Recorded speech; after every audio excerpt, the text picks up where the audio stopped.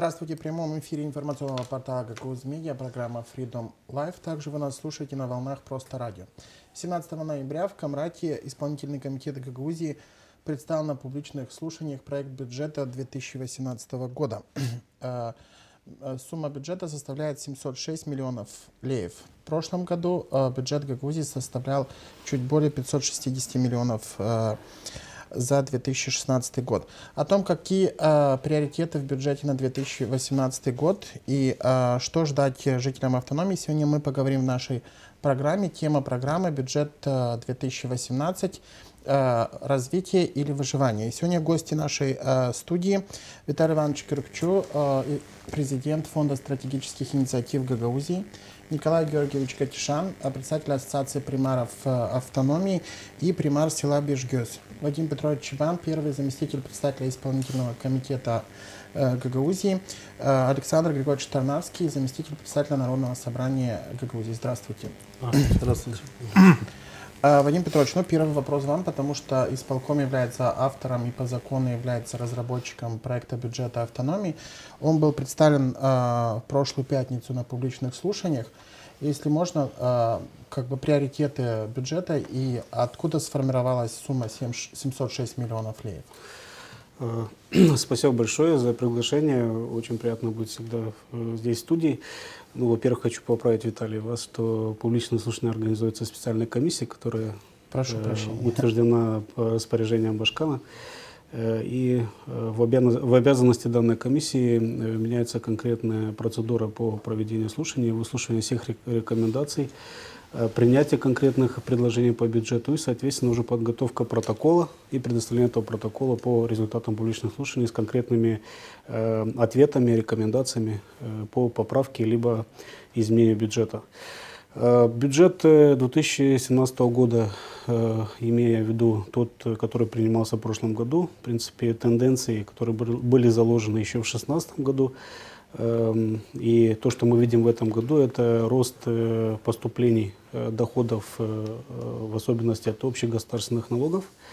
И, соответственно, имея тот положительный аспект, положительный момент в части поступления прямых налогов и косвенных налогов, это в основном подоходный налог от предпринимательской деятельности, дает нам возможность уже реально планировать и оценивать свой потенциал в части доходной части бюджета.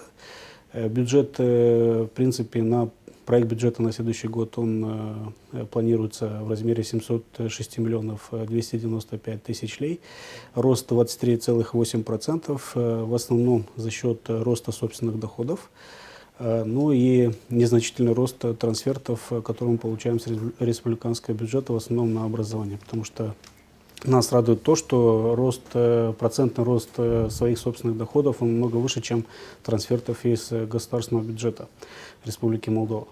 Здесь однозначно могу отметить, что это связано с тем, что я бы сказал, реальное планирование в этом году, на следующий год, связано с тем, что мы видим, что есть рост экономики, мы видим, что есть рост налоговых поступлений. Это связано как с ростом промышленного производства, с ростом экспорта, с ростом в том числе и дисциплины экономических агентов в части уплаты налогов. Это означает, что мы можем уже планировать на следующий год две очень важные составляющие нашего бюджета. Это планировать больше инвестиций или ассигнований на инфраструктуру, на новые программы. В том числе и заботясь о очень важном аспекте нашего бюджета, это социальная составляющая. И здесь мы говорим о расширении тех программ, которые уже были начаты и внедряются с 2015 и 2016 годов, в том числе и начало новых программ. Основные приоритеты, прежде всего, если мне более близки инвестиции, поэтому я скажу, что в этом году в проекте бюджета на следующий год мы запланировали сумму 50 миллионов на капитальные инвестиции. И согласно закону о капитальных вложениях, инвестициях, то если пропорционально распределить эту сумму на две составные части, то скажем, региональный компонент от 25 миллионов и местный компонент, то, что будет распределяться примариям населенных пунктов, это по 25 миллионов.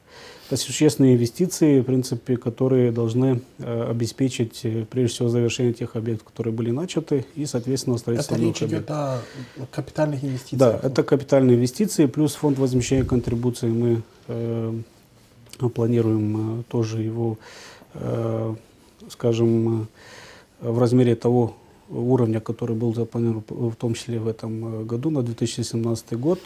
Фонд возмещения контрибуции, я думаю, что в следующем году даже есть вероятность того, что за счет новых проектов может даже увеличиваться.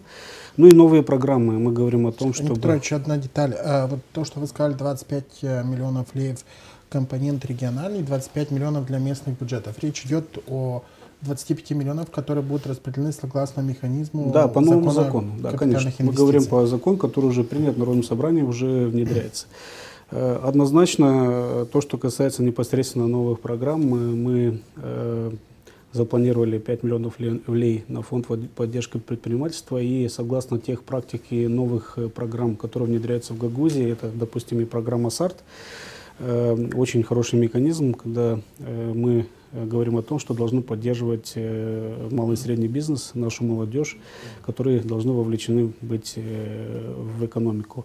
Однозначно, кроме того, что думаем о социальной части расходов госбюджета, мы должны создавать базу для будущих доходов и генерировать те доходы, которые будут поступать в бюджет, для того, чтобы в будущем финансировать социальные нужды. В принципе, могу сказать, что из 706 миллионов лей у нас где-то трансферта составлять будут 394 миллиона лей. Это то, что мы получаем с республики. Это категориальные трансферты. Это на первый идет на образование, второй идет на социальную поддержку, компенсации всем жителям, которые имеют определенные, скажем, проблемы, либо инвалиды, либо социально незащищенные слои населения. И, конечно же, там незначительная сумма идет на компенсацию, трансферты по пестицидам, по охране этих складов, которые, в принципе, заняты этими вредными ядохимикатами.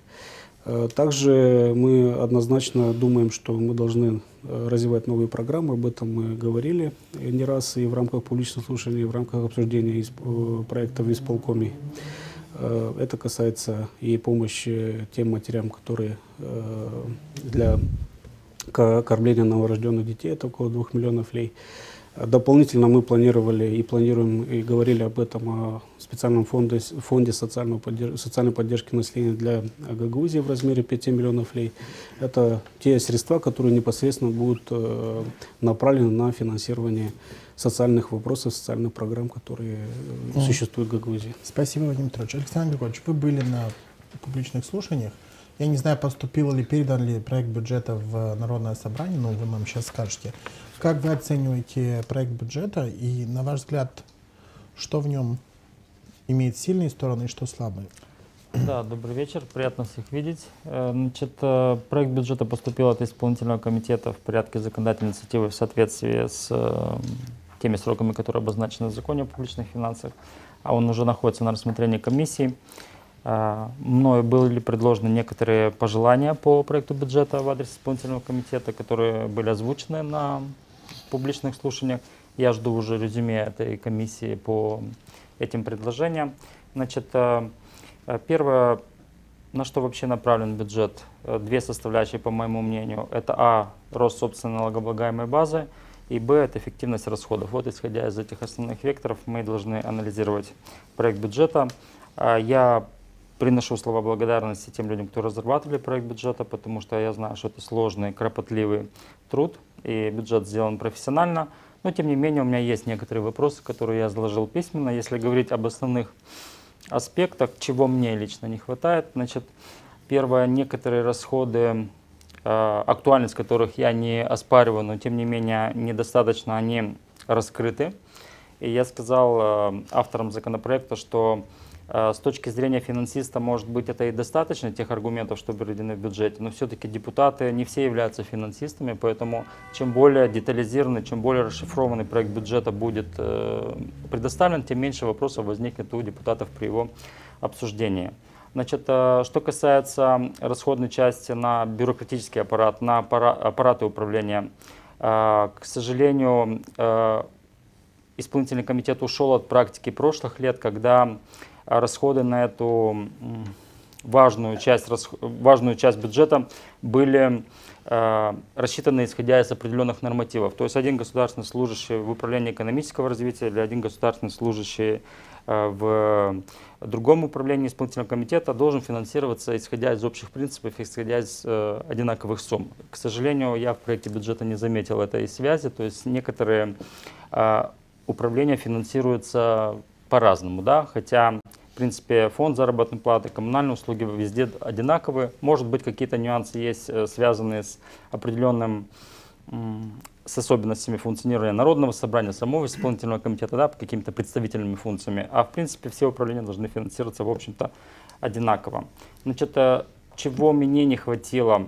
Значит, по моему мнению, вначале должна быть разработана нормативная база, а потом уже непосредственно планироваться ассигнования. Вместе с тем, по некоторым программам ассигнования уже запланированы, нормативные базы отсутствуют. По крайней мере, я не знаком с нею. Например, то, что планируется новорожденным деткам осуществлять помощь в размере 2 миллионов леев, по-моему, наверное, не оспаривается, да, дело святое, но тем не менее я, например, не видел нормативной базы, как это будет делаться. То есть мы планируем ассигнования без нормативной базы. Значит, что бы мне еще хотелось, некоторые вещи на перспективу нам необходимо рассматривать. Мне показалось, что недостаточно в проекте бюджета сделано акцентов на сохранение и развитие гагаузского языка.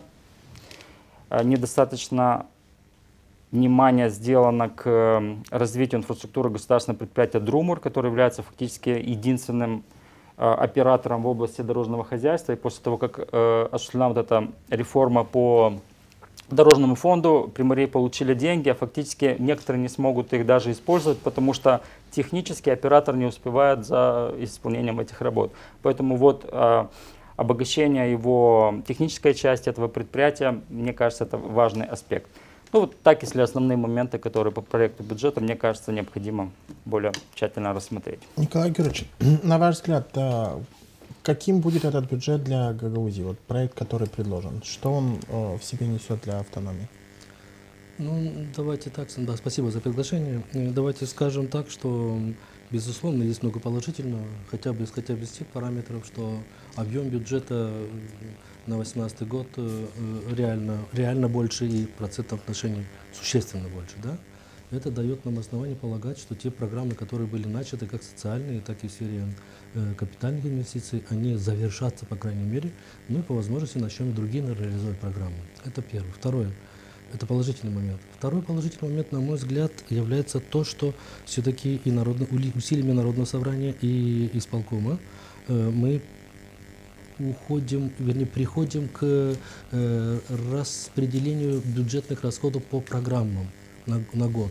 То есть есть программа освещения, есть программа капитальных инвестиций, да, есть сейчас программа по питанию, есть целевые программы, которые мы знаем, что надо их финансировать. Это второй, на мой взгляд, плюс. Отрадно, что у нас сохраняется третий пункт, сохраняется положительная динамика или качественно положительные взаимоотношения с центром, помогающие, нам дающие возможность все-таки сохранять бюджет на том уровне, который есть, и за счет местных налогов, за счет оставления очень крупных доходов в регионе. От этого тоже нельзя отходить, это сохраняется на будущий год. Ну, я бы сказал, я заметил некоторые вещи, которые хотелось бы дополнить, и такие отрицательные моменты. Я все-таки удручился цифрой, что 39% расходной части уходит через местные органы власти, то есть примарии, а 57%, если я правильно запомнил, да, это расход центрального бюджета исполкома. Я думаю, что крен должен уходить в сторону расходной части, именно туда, вниз первый уровень местных органов власти, а региональная власть, вообще районная власть, это отдельная тема, ей функция должна даваться более методологическая, более направляющая, что ли. Я имею в виду те социальные программы, которые у нас и происходят, и внедряются в республике, в Гагаузии. Я думаю, что местные органы власти спокойно могли бы их внедрять на местах, не отвлекая исполнительный комитет от этих иногда мелочных программ. Я имею в виду тот же выдача за зимний период, тоже выдача за рождение одного ребенка, тоже кормление, те же другие социальные микропрограммы, которые есть. Местные органы власти созрели для этих вещей, для этого вида работы. Единственное, что при повышении, при передаче этих функциональных обязанностей надо передавать и финансы. Я хотел бы, чтобы совместно с реструктуризацией центральных органов власти реструктуризация прошла бы и в региональном аппарате управления. Не секрет, что об этом мы все знаем и говорим об этом, что тот перенос акцента с республиканского на региональный уровень, это положительно дало скачок к автономизации как доходной, так и расходной части региона. Теперь надо идти дальше, надо передавать полномочия и на места. Мне кажется, мы здесь немножко затронулись. Я не понял, почему надо выделять 1 800 000 с лишним лей на дополнительное оснащение кухонь, когда, насколько я внимательно слушал принятие закона о питании, да, о молодом, о здоровом поколении, там так и говорилось, что данная сумма первый год могут школы использовать как для оснащения, так и для питания. Те школы, которые оснастили за счет собственных средств, за счет оптимизации своих ресурсов, они должны начинать питать. Мы, допустим, у себя в селе уже ассоциацию, мы кормили всегда. Мы собрали ассоциацию, мы уже с Нового года уже подводим к тому, что с 1 января нам будут поступать из региона финансы, будем кормить всех детей за счет регионального бюджета. Я не думаю, что специальная статья, отдельная статья должна пойти как на печатание так называемых дневников и других моментов. Здесь, по-моему, надо ужать немножко нам ремень и надо немножко провести немножко анализ бюджета. Вообще я считаю, что в таком виде, как он представлен, скажу свое видение, его принимать нельзя. Я думаю, что некоторые доходные части бюджета должны оставаться на местах. Я уже говорил об этом, подоходный налог 100%, на прибыль. Нам надо стимулировать, как говорит Вадим Петрович, стимулировать производство, но не по формуле, на мой взгляд, взять и потом отдать, а может быть не брать. А может быть адресно только отдавать, стимулировать. То есть я глубоко убежден, что чем больше деньги из предприятия уходят куда-то в бюджет, а потом обратно, чем они дольше ходят, тем их меньше становится. Поэтому, на мой взгляд, вот эти вот моменты можно было бы предпринять. Виталий Иванович, вы человек сейчас не у власти. Вот как вы оцениваете проект бюджета на 2018 год? Добрый вечер. Хотел бы поблагодарить тоже за приглашение. Тема достаточно интересная и всегда злободневная. Знаете, когда речь идет о бюджетном процессе, денег, бюджетном устройстве, всегда начинается хорошо, если закончится мирно, да? Думаю, что никто друг друга стаканом воды не обольется. Я не про сегодня, я вообще про баталии в кабинетах власти, когда исполнительная и законодательная власть пытаются найти аргументы и доводы, что вот именно они правы, в отличие от других. В принципе, и те, и другие правы. Для меня в бюджетном процессе и устройстве самое главное, чтобы граждане получали эффект, качественные государственные услуги, чтобы эффективное расходование средств было не только декларативно, а на факты, на практике. И в этом проекте бюджета, который сейчас рассматривается на 2018 год, я вижу прежде всего элемент преемственности, когда исполнительный комитет, разрабатывая проект бюджета, обеспечивает реализацию тех проектов, которые были начаты еще до даже этого состава исполкома, до этого Башкана. Это первое. И элементом преемственности в том числе является и рост доходов. Нужно сказать, что с 2015 года поменялась формула, методология формирования бюджета. Сегодняшний рост, он не связан с тем, что вот экономика сразу выросла. Да? Это связано с изменением методологии, с переносом акцентов в целом по стране в процессе бюджетного устройства. Ну и кроме того, нужно понимать, здесь уже отмечено было то, что экономические агенты, которые начали работать в 2012-2013 году, они начинают выходить на пик своей мощности и выдавать... Уточнение. Вот вы говорите, что поменялась методология, экономического роста не было. То есть получается, экономический рост, он присутствует небольшой, если посмотреть в целом по экономике. То есть получается, что денег у нас было всегда столько же, но куда тогда они девались, если я вас правильно понял? К сожалению, деньги не приходили на региональный, на местный уровень в таком количестве. Они оставались где-то, терялись в кабинетах центрального аппарата, центральных органов власти. Поэтому изменение методологии, это как раз нужно сказать, в том числе и благодаря активности региональных и местных властей, КАЛМ тоже приобщился к этому процессу, привели к тому, что центральные органы власти тоже не могут стоять в стороне. Децентрализация как раз прежде всего ощущается в бюджетном процессе.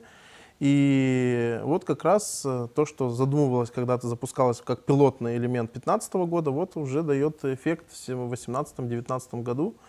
Поэтому здесь нельзя говорить о том, что вот как бы происходит там резкий рост, и это благодаря вот каким-то успешным в целом, и как в регионе, так и в стране. Да? То есть мы видим реальный рост экономики. Еще одна составляющая, которая для меня, я тоже отмечаю в этом проекте бюджета, о том, что вы знаете, разделение на различные фонды, я вижу здесь, конечно, элемент, который принимается со стороны Народного собрания. Исполнительная власть не может стоять в стороне.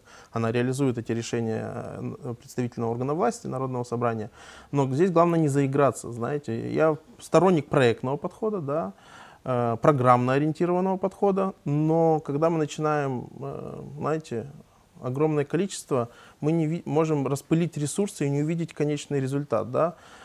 Ведь здесь можно долго спорить, например, о тех же кап-вложениях, когда говорят 50 на 50, да, 25 миллионов региональные, 25 в местные органы власти. Но все зависит от того, куда будут ориентированы, в том числе в региональной составляющей. Да? То есть сегодня для меня и вообще в мире, в Европе, в Молдове на первый план должны выходить элементы регионализации, когда мы создаем довольно-таки активных игроков на нашем рынке, например, предоставления услуг. И сегодня нужно уйти уже от строительства канализации и очистных сооружений для каждого населенного пункта. Сегодня очистные сооружения — это достаточно затратный элемент в системе канализации. Сегодня можно то, о чем мы говорили еще в 2012, в 2013, в 2014 годах, начинали переговоры с Европейским банком реконструкции и развития. Сегодня можно тот же региональный элемент использовать как софинансирование для создания региональной системы канализационных стоков. И тогда не нужно их действительно направлять на уровень примарий, а можно решать, объединяя, значит, 5, 6 до 10 населенных пунктов. Тем более у нас Гагаузия расположена довольно-таки хорошо в части поймы рек. То есть мы понимаем, что раз река течет с севера на юг, значит, здесь и уклон, рельеф сам того велит. И нужно использовать эту составляющую, в том числе для того, чтобы вот с Буджака, Камрад, Кирсова, Бешалма, Кангас и в районе Светлого где-то поставить одни очистные сооружения, прогнать 25-30 километров канализационный сток и таким образом строить эффективные, которые смогут себя окупить, в том числе, потому что сегодня очистные сооружения — это элемент генерирования доходов в том числе. То есть, если я поэтому понимаю, вы за то, чтобы... регионализация — это еще одна составляющая, которую нужно учитывать при планировании кап-вложений. И, может быть, в этой составляющей нужно, может быть, акцент сделать на региональный компонент, может быть, не 50 на 50, а может 60 на 40. Нужно разъяснить, чтобы и местные органы власти в лице примаров, и депутаты, и советники, которые принимают решения на местах, понимали, куда будут ориентированы, как будет выстраиваться механизм финансирования, что будет на выходе. Почему? Потому что для реализации подобных проектов региональных, это я всего лишь один пример назвал, с канализацией. Можно речь вести об утилизации отходов, полигоны твердых бытовых отходов и так далее. То в этом случае нужно четко понимать, что должна быть еще проектно-сметная документация, техническая документация. Ее подготовить тоже необходимо. Зачастую подготовка, в этом случае мы не можем делить на каждый населенный пункт, а может быть подход комплексный, он может привести к экономии затрат при подготовке подобной документации. И ее тогда разумно было бы делать из одного источника, чтобы в данном был один заказчик, и, соответственно, выгоду получают непосредственно примарии, которые входят в данный проект, и жители, которые пользуются потом этими услугами. Вот, это еще одна составляющая, которую я вижу уже, что закладываются эти элементы, но они должны быть еще доработаны. И, конечно, я вижу, что в данном проекте бюджета, конечно, есть подушка безопасности. Финансовая безопасность закладывается исполнительным комитетом. Я думаю, что проект бюджета 706 миллионов выльется в итоге в 740-750 миллионов. Ну, это всегда было в процессе планирования бюджетного процесса, бюджетного устройства. Я думаю, что каждый орган власти стремится к тому, чтобы заложить эту возможность, для того, чтобы потом видеть эти свободные остатки. Но здесь есть и опасность, потому что когда мы получаем вот эти вот свободные остатки, у нас начинается ругань, и как раз драки доходят вот в этом направлении. Куда будем направлять и для чего мы будем использовать эти свободные остатки. Вот тут, может быть, есть смысл действительно спланировать более качественно доходную и расходную часть, для того, чтобы сразу распределить и без потом на выходе не иметь этих составляющих. Потому что вот посмотрите с кап-вложениями, да, мы обсуждали в одной из передач. Есть остатки сегодня по итогу тендеров, а в законе не продумал законодатель, что могут быть остатки. Нужно опять возвращаться в Народное собрание для получения дополнительных решений. То есть, когда разрабатываются подобные законы, нужно видеть на выходе, что вот может быть еще такая ситуация. Соответственно, здесь с проектом бюджета аналогичная картина. Вадим Петрович, вот те предложения, которые высказали сейчас участники программы, то, что высказывалось на публичных слушаниях, будет ли взято во внимание исполнительным комитетом или есть определенная жесткая позиция по представленному проекту? Ну, в части конкретно тех предложений, которые озвучил Александр Григорьевич в рамках и публичных слушаний, сейчас, в принципе, основная часть, я думаю, что мы примем во внимание. В особенности то, что касается непосредственно и по финансированию государственного языка. Есть предложение по увеличению центрального компонента бюджета, который направляется непосредственно на школы, лицеи, то есть учебные заведения. Есть некоторые предложения, которые, конечно, рациональны в части редакции, в части, скажем так, более правильной стилистики и правильной редакции.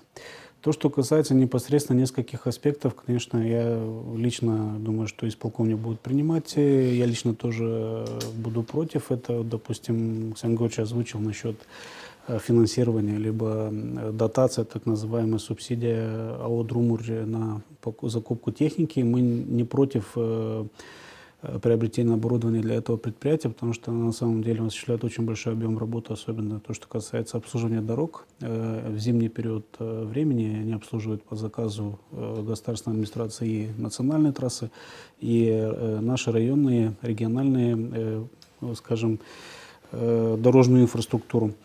Дело в том, что не вижу смысла. Почему? Потому что, имея компания каждый год имеет переходящие остатки. Вот в этом году, начало года, это было 3,7 миллионов лей почти, и сейчас около 3 миллионов лей на 1 октября этого года. То есть у них есть финансовые средства, которые они могут запросто, за счет которых могут запросто себе позволить закупку техники. При объеме продаж 31 миллионов лей, это примерно равен бюджету Чадырлунги, муниципалитета Чадырлунги. Я не думаю, что эта компания может себе позволить даже элементарный кредит инвестиционный для того, чтобы закупить, либо лизинг, закупить эту технику.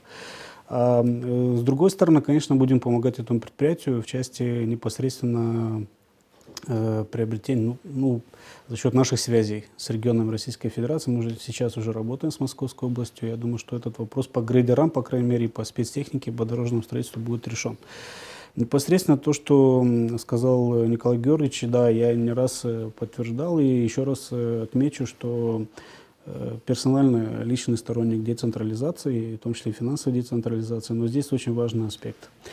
Какой аспект в части вот этого вопроса? Я понимаю, о чем говорит Николай Георгиевич, и это правильно, когда примары и непосредственно руководитель населенного пункта ратуют за то, чтобы больше доходов осталось, собственных доходов оставалось на местах, там, где они зарабатываются, чем они перечислялись, допустим, либо региональный бюджет, либо Центральной Республики Молдова. Здесь важный аспект другой. И у нас есть перекос, и очень существенный перекос в плане экономического развития в рамках региона. У нас есть, допустим, если брать по собственным доходам, это основные общегосударственные налоги. Подоходный налог от предпринимательской деятельности, берем подоходный налог на доходы от физических лиц, подоходный налог от операционной деятельности, это малое предприятие 3%, плюс НДС и акцизы. Так вот, некоторые примарии, даже если мы включим эти доходы и будем 100% выставлять в рамках этих примарий, они не смогут себя обеспечить.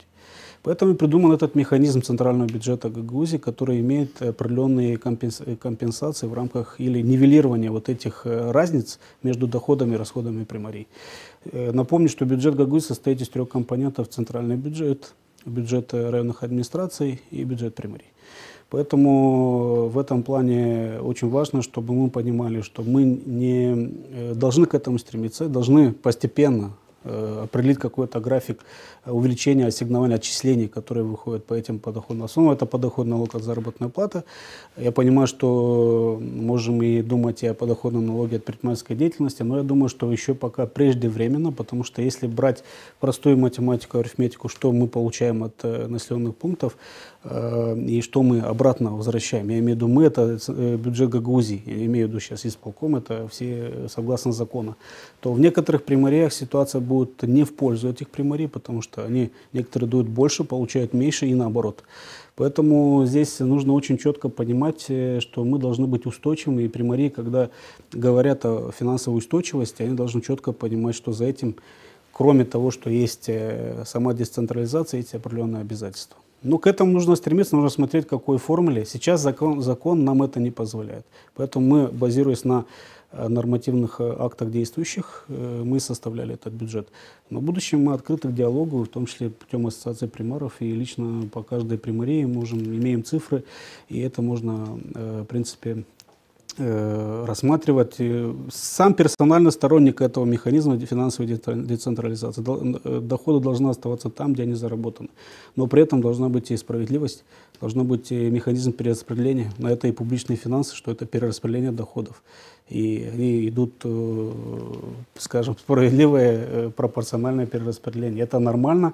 И всегда такие споры будут, потому что у нас есть, допустим, 2 населенных пункта, не буду говорить сейчас их название, сельские населенные пункты, которые себя обеспечивают 2 раза. Бюджет у них, допустим, 3 или 4 миллиона лей, они перечисляют больше налогов в региональный бюджет, чем тратят сами на месте. Вот элементарно такие. Из-за того, что у них есть крупные экономические агенты, которые вот этот НДС и подоходный налог формируют на местах. Поэтому здесь очень важный аспект, чтобы мы понимали, что у нас есть специфика своя, у нас есть центральный бюджет. И этот центральный бюджет уже сейчас мы финансируем согласно тех фондов, программ, которые есть. Далее, что будем делать, если в случае, если тогда с центральным бюджетом он нам нужен или вообще он не нужен. Поэтому здесь очень нужно элементарно смотреть на все эти вещи. В республике сейчас это широко обсуждается. Последние дискуссии в рамках Калма и дискуссия с правительством. Есть такой аспект, но это связано с некоторыми реформами, которые должны произойти, в том числе на уровне республики. Александр Кимович, можно ли сказать, что бюджет 2018 года социально ориентированный и насколько, на ваш взгляд, является в условиях, когда экономика Гагаузии не развита, допустим, отдавать приоритет социальным программам? Значит, бюджет социально ориентированный, потому что большая его часть все-таки идет на социальные расходы. Но надо отметить, что он менее социально ориентированный, чем бюджет 2017 года. И это хорошо, потому что растет инвестиционное содержащее. Вместе с тем, сложно так ставить вопрос. Вот знаете, Виталий Иванович сказал, что надо подумать о регионализации, о приоритизации, о будущих вещах. Но мы стараемся вместо эволюции где-то революцию осуществлять, когда у нас в населенных пунктах нет очистных сооружений, нет, извините, дорог, водопровода где-то даже центрального, а мы сразу будем переходить к регионализации, невозможно перепрыгнуть некоторые вещи. То есть сперва надо создавать инфраструктуру, а потом думать уже, как в будущем правильнее ей управлять. Так и то, что вы говорите, как в условиях того, что я такую же ассоциацию провожу с тем вопросом, который вы задали, как можно быть социально ориентированным в условиях, когда не хватает собственных доходов. То есть в условиях того низкого уровня развития, в котором мы находимся. Просто из простых человеческих вещей, что даже дома, в семейном бюджете, хочется что-то иметь в кармане, и что-то закончить, какие-то вещи, и потом уже заниматься какими-то мысль другими понятна, но вещами. Ладно, семейный уровень оставим, а вот если говорить про уровень автономии, про бюджет, то есть когда нету элементарного социального обеспечения людей, приходить сразу к экономическим проектам тоже не получается. Поэтому и должен процесс происходить эволюционным путем.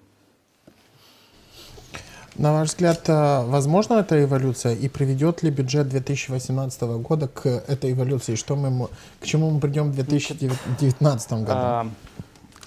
Виталий Иванович правильно сказал, что бюджет очень осторожный, и правильно, что, конечно, при составлении бюджета мы должны быть консерваторами в определенном смысле, но все-таки рост доходов в пределах до 3% от ожидаемого исполнения за 2017 год в условиях, когда планируется рост ВВП, инфляционные ожидания выше, чем этот уровень, это слишком осторожно, поэтому да, действительно мы должны быть чуть-чуть смелее в этом плане, для того, чтобы правильно действительно в начале года расставить приоритеты. Кстати, мы об этом же говорили и при бюджете 2017 года, не прислушались к нам представители исполнительного комитета, и вот мы в этом году почти на 100 миллионов увеличили тот бюджет, что мы планировали, поэтому немножко надо будет тут смелее, и тогда вот эти эволюционные процессы можно притворять в жизнь. Связывайте эту осторожность.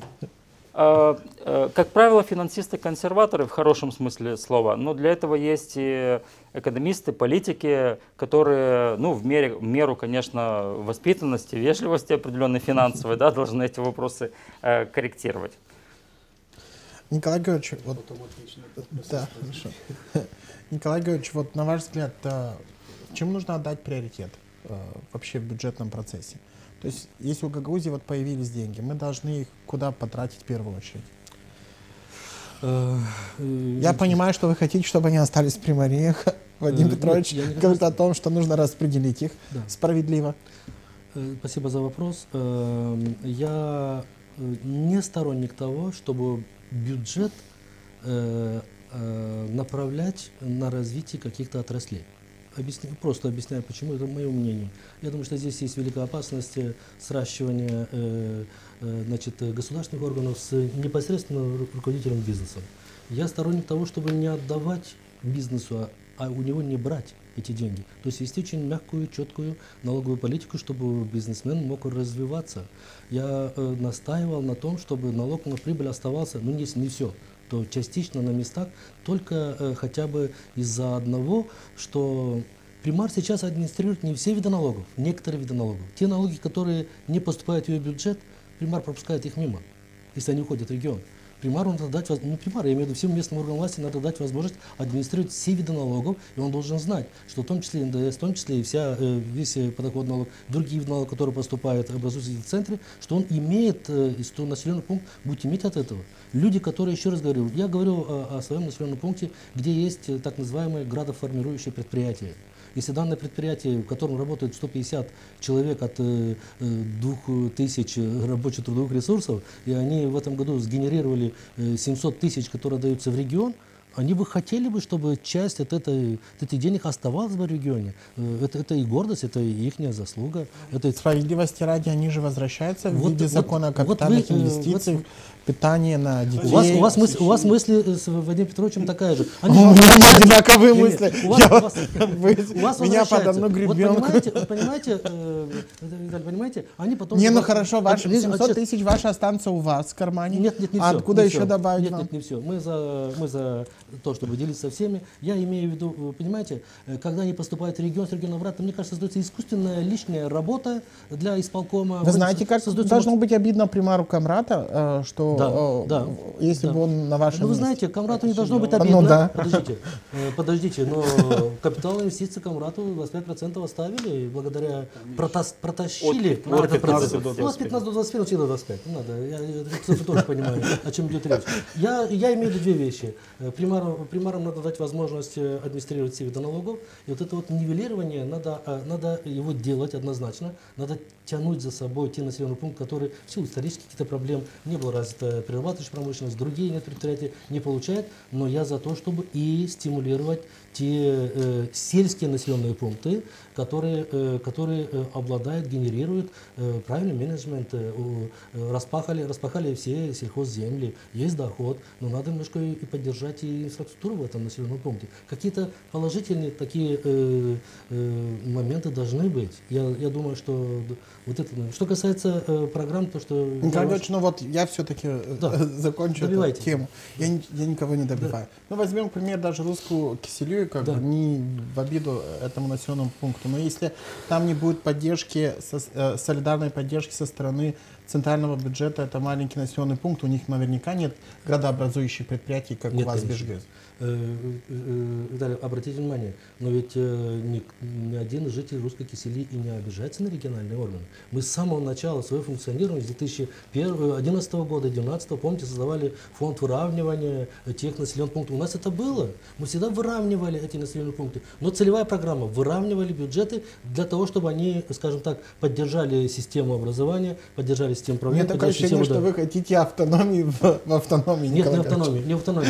Я глубоко убежден, что процессы, которые происходят у нас сейчас в государстве, они должны коснуться реформирования и здесь.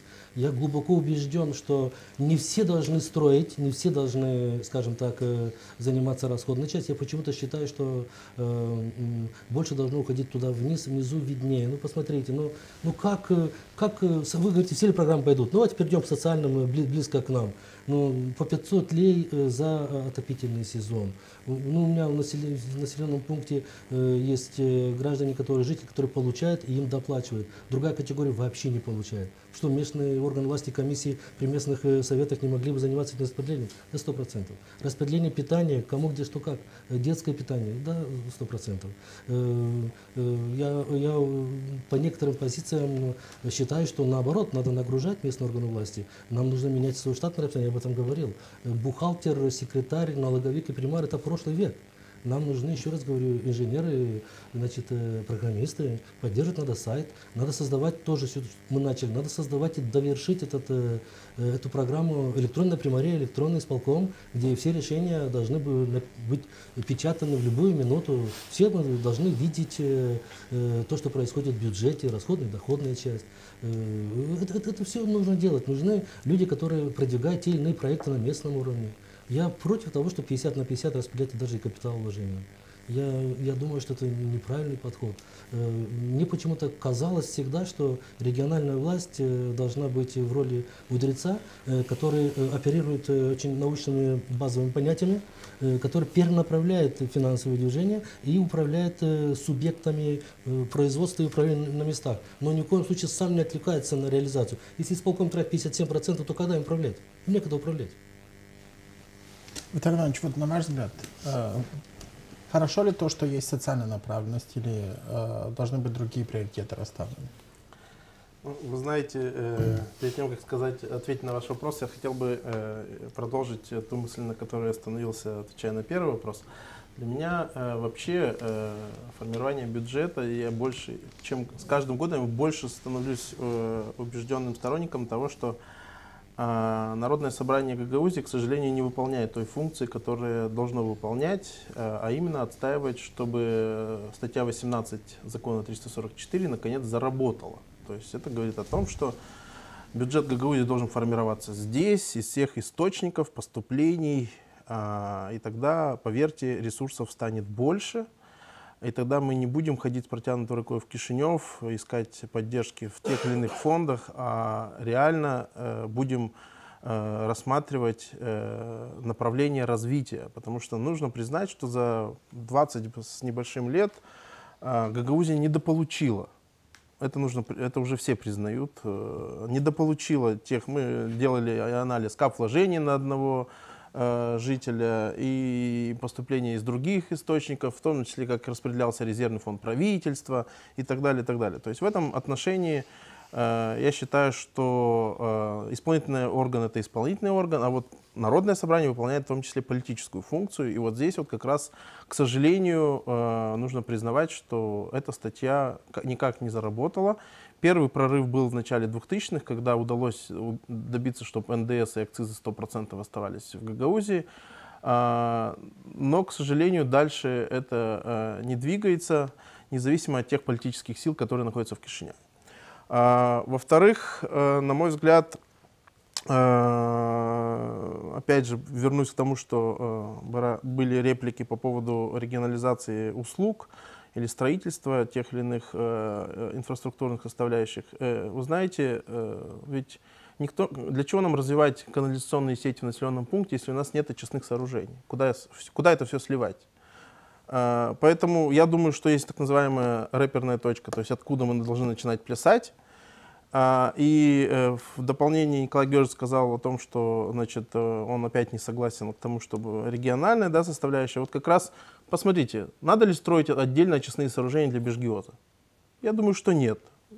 6-7 километров канализационных стоков в единые очистные сооружения Чедерлунги, где запас мощности довольно-таки большой, потому что очистные сооружения Чедерлунги закладывались с запасом мощности, потому что это был проект «Промышленный город».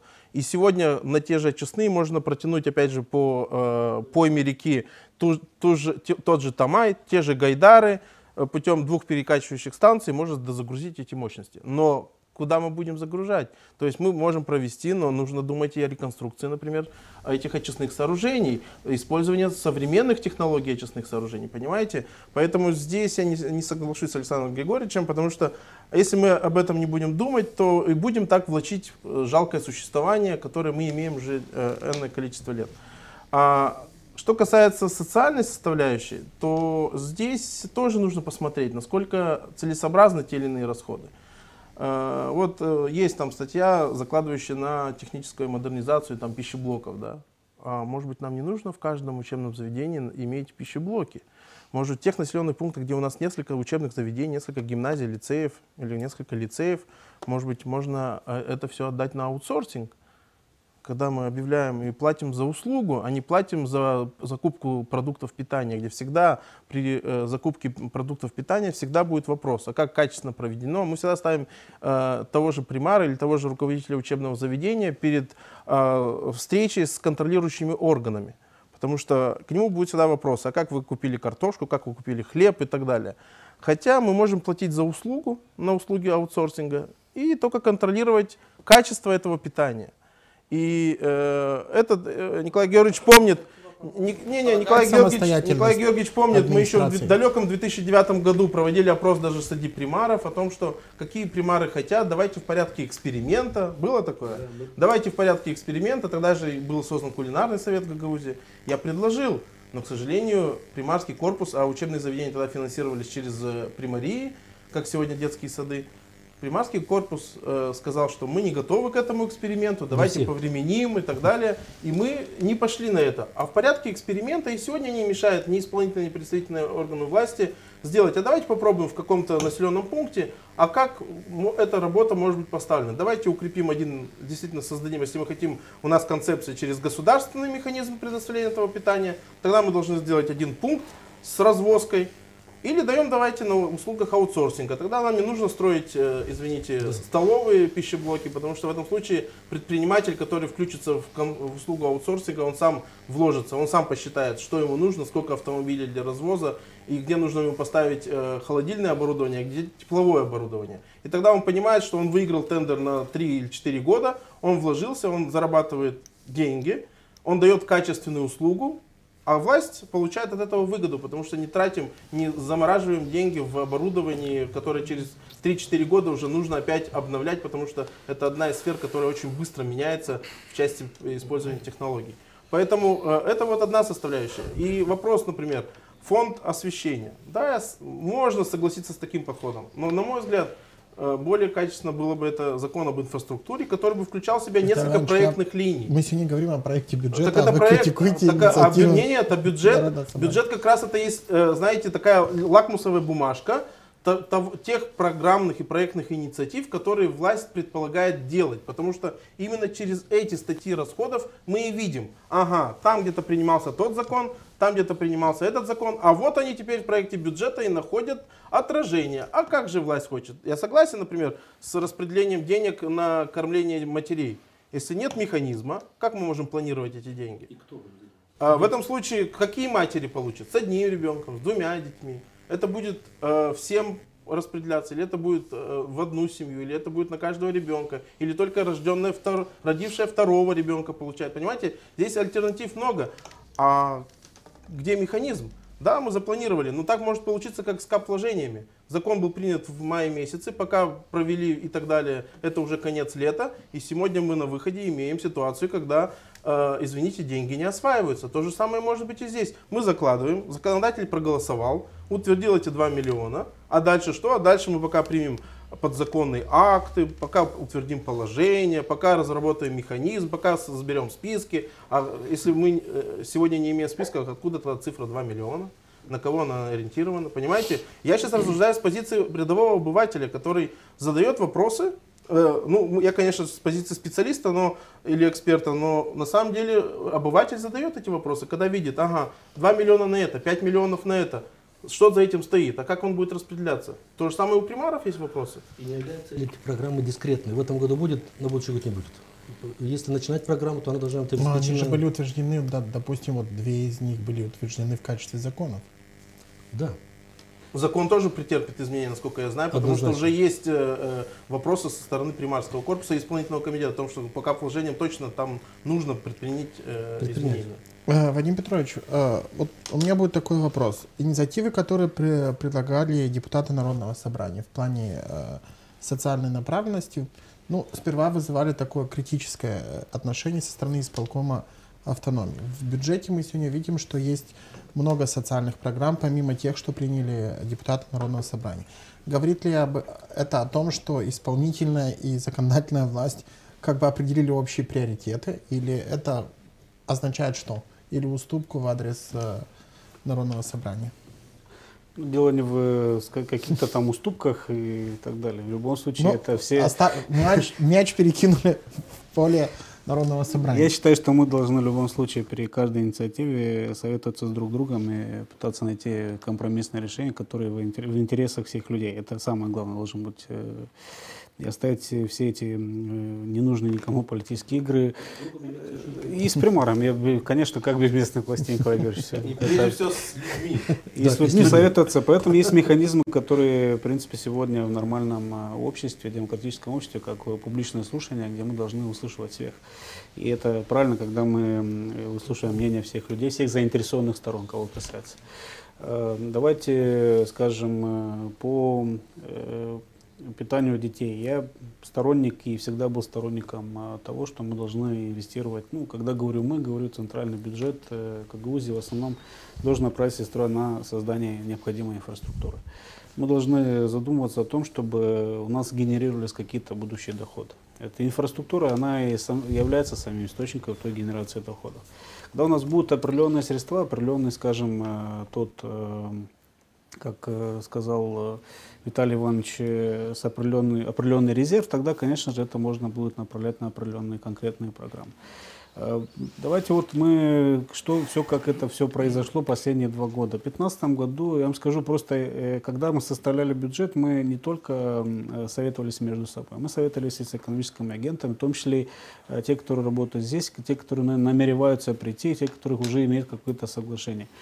2015 год, я вам скажу, 2014-2015 год – это отложенные инвестиции. Основная масса инвестиций пришла на 2016-2017 год. В 2016 году были определенные изменения в налоговом законодательстве, что вынудило предпринимателей, скажем, показывать те доходы, которые они есть. В этом году, в следующем, 2018, это в части прогнозов, я говорю о том, что в 2018 году тот рост, который мы имели с одного очень базового, важной доходной статьи, это подоходный налог от предпринимательской деятельности, если он был, допустим, исполнение там 36 миллионов в 2015 году, то сейчас мы уже в этом году будем в 2,5 раза рост. Это в этом году за эти последние 2 года.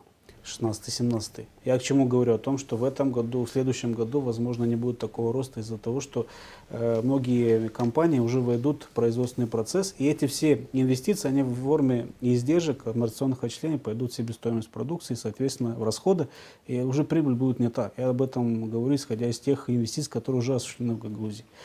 Далее, конкретно, вот это касается прогнозов. Мы здесь не консерваторы, мы реалисты и очень осторожно к этому относимся, потому что дальше, если эти прогнозы не будут реализовываться, то это означает, мы какие-то программы не будем финансировать. А будем, конечно, первое, это, не дай бог, это резать по-живому, это резать в основном это программы капитальных вложений, культурно-массовые мероприятия, спортивные мероприятия и так далее. Мы этого не хотим, поэтому он и сбалансирован по доходам и расходам. Будут дополнительные доходы, никто не против в середине года есть возможность по мы закону имеем шанс, что увеличивать на доходные... Год, к примеру, можем свернуть программу мы по имеем, питанию? Виталий, давайте не спекулировать на этом. Я не спекулирую, потому я всего лишь задаю что мы не имеем так. Я вам скажу, что то, что мы запланировали, я уверен в том, что это исполнится. Плюс к этому есть определенный резерв. Он резервный связан с объективными факторами. Объективный фактор – это рост публичных инвестиций. И сегодня озвучены были уже и правительством, и думаю, что и парламент уже при принятии бюджета на следующий год обозначит приоритеты. Это основные инвестиции в инфраструктуру. А инфраструктура – это уже однозначно рост и частных инвестиций. Поэтому я думаю, что только за счет этого у нас будут дополнительные доходы. Но мы думаем, что мы сейчас анализируем, потому что есть предложение от Александра Григорьевича, которое более-менее сбалансированное, я считаю, оно правильное, но не соглашусь с Виталием Ивановичем, что 706 до 740, я немножко буду осторожнее в этом плане. Есть предложение, там, я понимаю, 10-15 миллионов, где-то примерно разумный предел, но 740 я бы не рискнул, при этом имея определенную обратную связь со стороны экономических агентов. То, что касается, в чем еще у нас проблема, я здесь с коллегами соглашусь, отчасти нет, у нас определенный перекос вот в нашем хозяйстве, давайте говорим о Гагаузии. Знаете, какой перекос? Очень простой. У нас есть примарии, которые, извините, 75-100 миллионов приносят нам бюджет, это конкретно столица. У нас есть примария, которая 150 тысяч. При этом та примария маленькая, я не буду сейчас говорить 150, она маленькая, она имеет и канализацию, и водоснабжение. А у нас столица Гагаузии, допустим, элементарно не имеет систему канализации. Вот у нас такие перекосы, которые, в принципе, все эти, не знаю, сколько лет, давайте с периода независимости считать. Это так перекос, это который говорит о том, что... Не к людям, которые живут в этих... Это говорит о том, что мы, когда говорим, что инвестиционная составляющая, в том числе говорим, что мы должны инвестировать на инфраструктуру. Никто не говорит, что мы не должны финансировать социальные программы.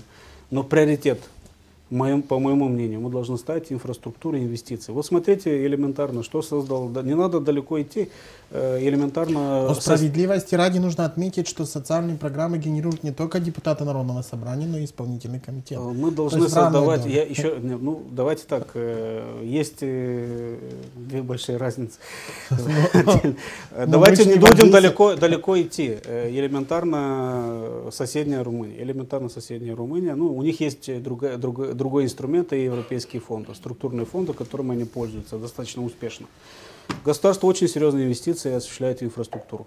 В дорожную инфраструктуру, энергетическую инфраструктуру, водоснабжение, канализация и так далее. Это способствовало, что частные инвестиции начали приходить. Это уже доходы примарии местных органов власти. Они потом пришли, Николай Георгиевич, к этой финансовой децентрализации. Вот к этому они пришли. Но когда имели существенную солидную базу, они финансировали, отчисляли только те основные, скажем, средства, которые направляют в национальную оборону, безопасность и так далее. Оставили трансферты на социальные программы. В остальном примарии у нас вот не надо просто в Галацах. Элементарно, какой бюджет Галац? Бюджет Галац больше, чем бюджет Кишинева. Элементарно, город 2 раза населения меньше или в 3.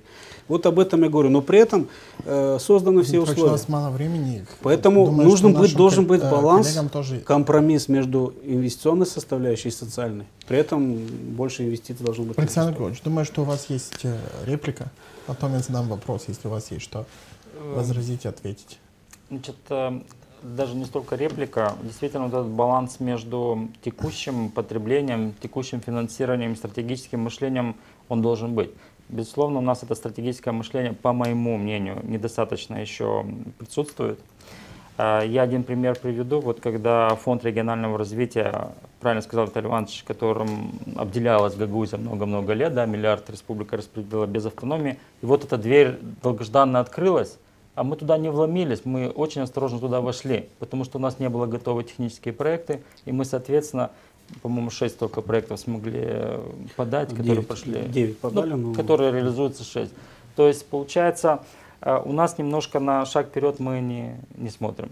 Мы говорим про государственные предприятия.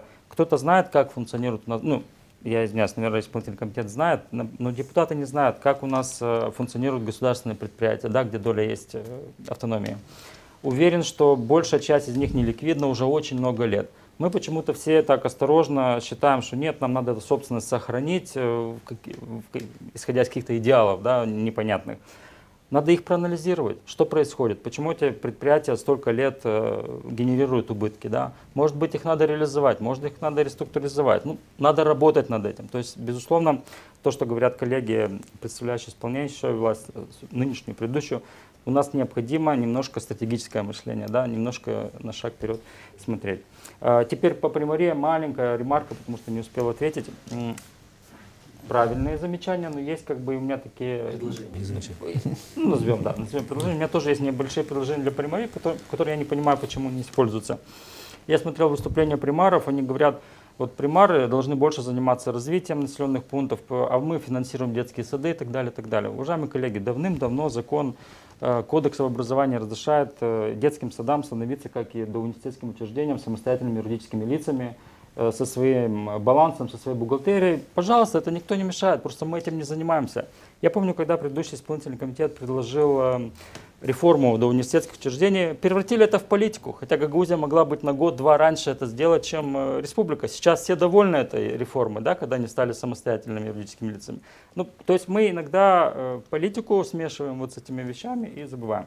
И последнее по Приморье, ставка подоходного налога ставка налога на недвижимость, которая является основным видом доходов прямых местных во всем мире, государство у нас установило верхнюю плафон 0,4%. У нас в городах где-то меньше 0,1, где-то в районе 0,1. То есть у нас в 4-5 раз ставка меньше налога на недвижимость, чем государство разрешает устанавливать. А мы ищем собственные источники финансирования, увеличения налогооблагаемой базы. То есть не всегда вот эта децентрализация в сторону местных властей эффективно. Да. Есть вещи, которые очень правильно вы подмечали. Николай Георгиевич, коротко возразить или замечания, или поправки. Буду возражать. Потому что мы завершаем программу. Мы еще приходим к тому, когда перевод лицея на самостоятельный бюджет, а детские сады остались в ведении местной окружной власти, оно еще даст свои плоды. Вот на местном уровне как раз едино, если примар был стратегический мысль бы, он тогда управлял бы очень четко бюджетом и одного дошкольного учреждения, и лицея. Это было на местном уровне в такой момент. Сейчас, ну, Виталий Иванович, вы, наверное, не в курсе, вы посмотрите, что делается в лицеях системы образования Гагаузии. Проанализируйте. Это большая дура, куда вливаем очень большие деньги, очень с малой эффективностью, я вас уверяю. И в детских садах то же самое, кстати. Проанализируйте, сколько финансируется количество детей, и проанализируйте, сколько по итогам года посетил этот детский сад. Вы увидите, что там огромный финансовый ресурс. Николай Георгиевич, бюджет 2018 года, на ваш взгляд, это бюджет развития или бюджет выживания? Однозначно бюджет развития, но заслуга в этом местной органов власти. Александр Григорьевич, бюджет выживания или развития? По-другому перефразирую, мы попытались в последнее время вот этот профицит бюджета автономии, который есть по отношению к территориям другим Республики Молдова, сегментировать, да, чтобы были программы, ориентированные на результат. Насколько нам это удалось или нет, время покажет. Вот мое глубокое убеждение, что наш бюджет автономии должен как можно больше быть нацелен на результат и на программирование. Чем меньше будет возможностей политического распределения финансов, тем лучше будет для бюджетной системы автономии. Вадим Петрович, бюджет, он выживание или развитие? Ну, однозначно развитие. Я думаю, что здесь никто не спорит. Это однозначно развитие. У нас далеко идущие планы всех вместе, поэтому однозначно развитие, конечно. Виталий Иванович, на ваш взгляд? Ну, на мой взгляд, это бюджет развития с наличием элементов упущенных возможностей. Потому что есть в каждой примарии сегодня недвижимость, которая не используется и не генерирует доходы. Есть земли, которые выведены из севооборота. И опять же, вот как раз через программы поддержки государственных инструментов можно вернуть эти земли, и чтобы они генерировали доход и увеличивали доходную часть бюджета. Можно вывести из тени этих работников, которые скрываются. Я вспоминаю 2010 год, когда мы впервые, это был единственный год, когда нам удалось тогда запустить программу субсидирования, и тогда 3,3 миллиона мы направили на субсидии сельскому хозяйству, а они генерировали доходов на 26 миллионов. То есть это как раз тот результат, и здесь как раз на этом элементе я хотел бы завершить, что государство тоже должно посредством соответствующих инструментов стимулировать экономическое развитие.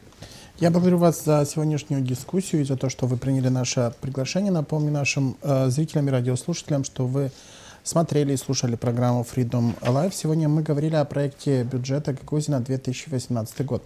Ну, и, наверное, завершая программу, хочется сказать, что мы все ждем от утвержденного бюджета о том, что наша жизнь в следующем году хоть немного улучшится.